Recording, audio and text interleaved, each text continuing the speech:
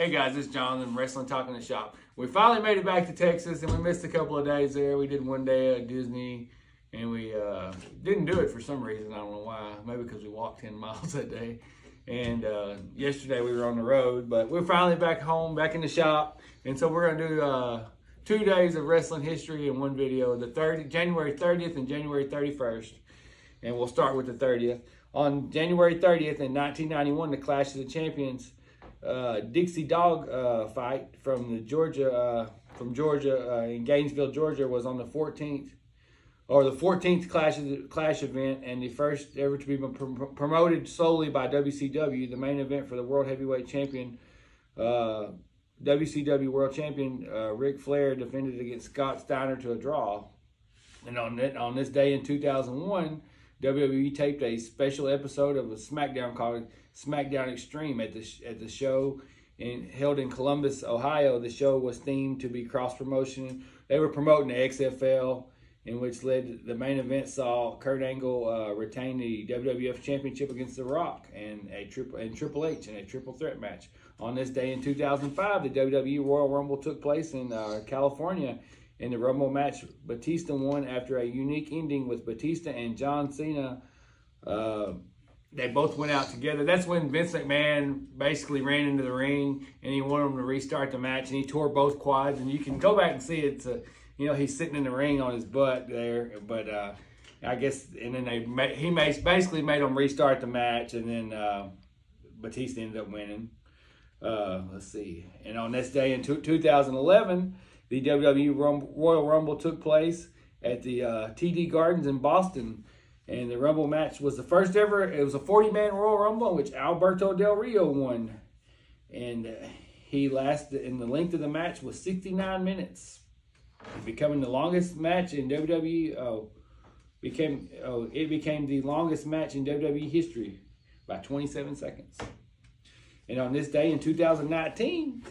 At NXT taping in Full Sail University in Florida, Velveteen Dream and defeated Johnny Gargano to win the NXT North American Heavyweight Championship. It was the first title of any kind in Velveteen Dream's career.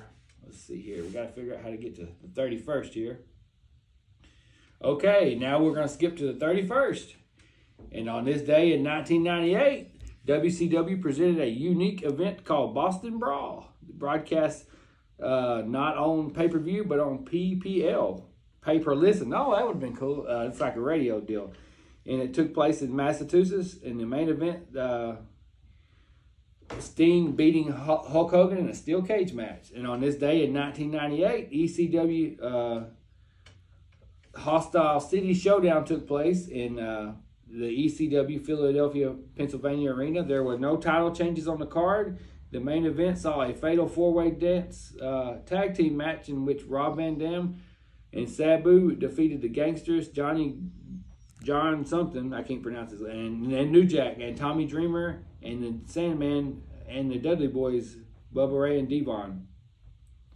And on this day in 1999, a Japanese wrestling legend, Giant Baba, died at the age of 61 in Tokyo after a bout with cancer.